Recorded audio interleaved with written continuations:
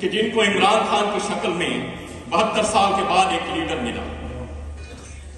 اور اللہ گواہ ہے کہ ہم یہ موقع ضائع نہیں کرنا چاہتے۔ یہ موقع ضائع کیسے نہیں ہو سکتا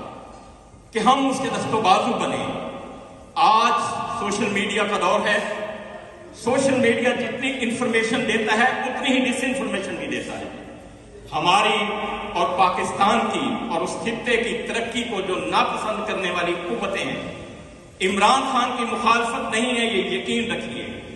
یہ اس پاکستان جو اللہ اور رسول کے نام پہ بنا ہوا ہے، وہ آپ کے ارد گرد جتنی بھی قوتیں ہیں وہ اس کی مخالفت کر رہی ہیں۔ ہمیں یہ کرنا ہے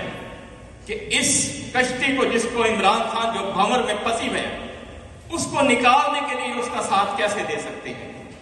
یہاں پہ ہم لوگ، میری شکل میں ساتھی بیٹھے ہوئے ہیں 20-30 سال کی طرح، یہ سارے ہی لوگ سیاسی طور پہ متحرک ہیں، اور کسی نے کبھی پاکستان میں نہ کسی عہدے کی توقع کی ہے، نہ کوشش کی ہے، اور نہ ہی ملا ہے۔ اور آئندہ بھی ہماری،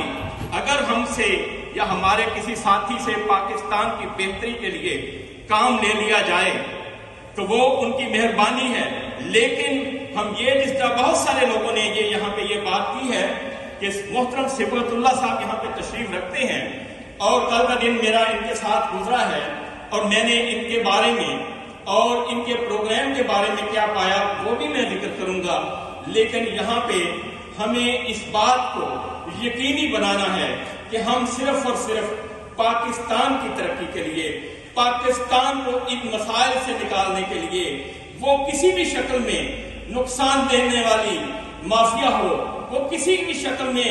اس کو خراب کرنے والی قوتیں ہوں، وہ ملک کے اندر ہوں یا وہ ملک کے باہر ہوں، ہم اپنے مشن میں اپنے لیڈر عمران خان کے ساتھ ڈٹے رہیں گے، اور انشاءاللہ العزیز جب تک ملک ترقی کی راہ پہ گامزن نہیں ہوتا، ہم نہ تھکنے والے ہیں اور نہ ہارنے والے ہیں۔